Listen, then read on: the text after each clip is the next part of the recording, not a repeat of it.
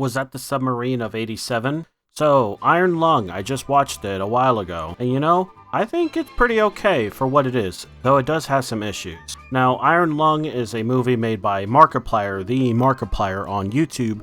He self-funded this movie. Its budget was around $3 million, I believe, and it's clearly going to make its money back easily with no issues whatsoever. So some people do see this as a success no matter what. Going in, I do remember a good amount of the Iron Lung story. I remember it being very interesting and very bleak and sad. And I was ready to see a movie about Iron Lung. I think this is really cool. It's not every day. Well, I guess it is kind of common to see indie horror games getting movies, but it doesn't happen a whole lot. But now we have Iron Lung. So the story of Iron Lung takes place in this, what I believe is the future, where this sort of silent rapture happened that disappeared all the planets and moons and everything and all life form. And from what I remember, I do believe the only people left were those who were outside of space at that given time. And this obviously is really bad because with no resources and energy and life anywhere, it's going to be hard to survive. So now people are forced to go to a moon of some sort. I don't know if it's the moon or whatever, but the story takes place where a convict is supposed to now explore this moon. That's where the humans found like a sea of blood. They assume something is there, so they send a man down there to find out what the fuck is there. And of course, the whole thing about the Iron Lung is that it's a piece of shit submarine. It's constructed of reused materials and all that. So yeah, it's not very safe, but you gotta do what you gotta do. And Markiplier being the director, writer, I believe, he's also the main character. He plays Simon, the convict, who's now his turn to go down into this sea of blood to discover what's down there and get some secrets, and maybe he can get his life sentence reduced because he is a criminal after all. And boy, does the story go to some interesting themes. Right away, I think this movie's biggest issue is its runtime. I didn't think 2 hours would have been that bad, but thinking about the actual game that it's based on and with this 2-hour runtime, it's just not the same. Like, you can probably beat the game in the time it takes for you to watch the movie, if anything. And there is just a lot of things in this movie that really could have been shortened up, sped up, or just straight up cut out. I understand what it was trying to go for. I didn't mind it being 2 hours, but it definitely could have been a lot better if it was just shorter. Hell, I've even seen some people say it would have been better if it was a short film. But yeah, runtime, it's a little bit of an issue. Another thing I personally find an issue with is its story, and mainly the way it tells the story. With the movie Iron Lung, you kind of have to piece together what the story is all about from little clues here and there, and I kind of don't like it when movies do that because it makes me have to think too much. And I'm not saying I don't want to think, obviously I do, but when the movie's story and lore and all that is scattered throughout the movie and I have to maybe even get a recap online to get a eureka moment, I just don't really like that. I just felt like there was times where I was just so confused about why this thing was being said or what was this whole tree about. It would have been cool if they just maybe stopped at some points and just gave a little bit of an explanation or a little bit of a story recap.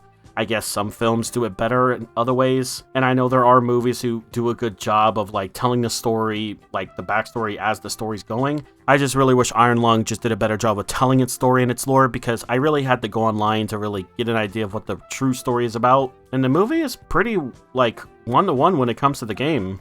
So I will say at least it's very faithful to the original material. If you are a big fan of Iron Lung, you will like this movie. I feel like, hell, if you like Markiplier, you'll probably like this movie. There are times where the acting, and when I say acting, it's basically just Markiplier. There are times where his acting is a bit overdone. I get it, he's supposed to be confused and lost and stressed, but I feel like there are times where he just over-exaggerated his acting and emotion and portraying that and all that. I don't really know. You can see this movie doing a better job of not letting the character just, do his whole entire solo and just drag it on. That plays into the whole runtime. Things just kept repeating itself. We get it. It's confusing. It's dark. It's scary. We don't need to be told this 1,000 times throughout the movie. So let's talk about that next. It was a pretty scary movie. I wouldn't say it's a horror. It's more thriller than anything. I will say the movie did get a spook out of me, so that's always pretty good. It was definitely very creepy. There were some times where I was like, oh, get me out of here. There were some other times where I kind of felt a little claustrophobic, so I think the movie did a good job there. There really isn't any other characters. I mentioned that Markiplier is pretty much the only actor, and okay, there's other actors. Troy Baker is in here, and I think Jacksepticeye, he's somewhere involved in this project. But besides him and this one other person that he talks through a mirror, that's really it when it comes to the acting. Markiplier is basically the star of the whole movie. There's like times where like he bounces off the other characters, and I think they're pretty well, and I really hate doing this, but it's gonna take some time for me to get used to Markiplier, like not being a video game YouTuber. Like, he did do a fine job with his performance, but man, there's just 10% of me that's like, that's Markiplier. He's gonna do the funny thing. He's gonna say the funny line. I don't know, maybe if they would have did better with the makeup and maybe made him look completely different, I would have been too distracted, but yeah, going into this movie, it's gonna be a little bit hard to, like, distinguish, like, Simon and Markiplier. It's just hard for me to, like, say, oh, that's Simon, because there are some times where I'm saying, oh, that's Markiplier. There isn't really a whole crazy story. There's a lot to interpret, and even in the game, there's still a lot to be interpreted. So the movie did do a good job of leaving it open-ended. You don't really know what happens to a lot of things in the movie. Like, you don't know what happens to certain characters. There's some things that are left unanswered, and I think that's pretty good. I don't think there will ever be a sequel. I mean, who really knows? The game doesn't really have a sequel, and I don't know if there's plans to do that. The music was pretty okay. It really just wasn't anything too crazy, but it was fine, honestly serviceable. The movie had a few good shots that were very pretty looking, and I know that's not really saying a lot because this movie is really just in one small submarine with like a monitor and a computer behind it and like a navigation thing at the top. There's not really much to look at, but there are times where the movie just had some cool shots. There's one particular shot towards the end of the movie, and you'll know what it is when you think about Markiplier and blood and a lot of it. That's a pretty cool scene, a pretty good shot. I really wish there was just a few more times like that. Other than that, I really don't have much to say. There really just isn't much to say. It's very interesting. If you've played Iron Lung, if you know the story, you're going to get that in this movie, but Markiplier is the main character. I think it did a fine job. It has some issues, like with its pacing, its acting, and its storytelling, and it really could have just done a little better if it just, like, took away from the whole submarine, like, area maybe a little bit more. I would have definitely loved seeing more scenes outside the submarine to like get a bit of a breathing room, but it is what it is. That's just me. I don't think this movie is awful. I really don't. I've seen a lot of people saying that this was a really bad movie, very mid. I don't think so. I think it's actually pretty decent, honestly. It's better than most horror movies I've seen, honestly. And I just saw Primate the other day. It's definitely better than most thriller movies, if anything.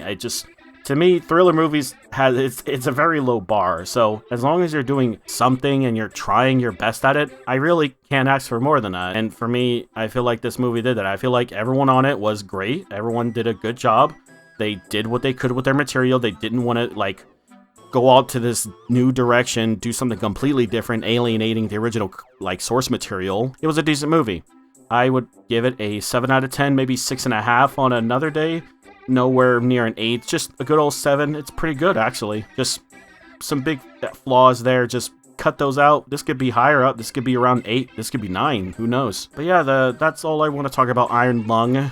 I'm saying that and I'm really thirsty. My lungs feel like they're made of iron. Haha. Yeah, let me know what you guys think about Iron Lung, and I'll see you in another one.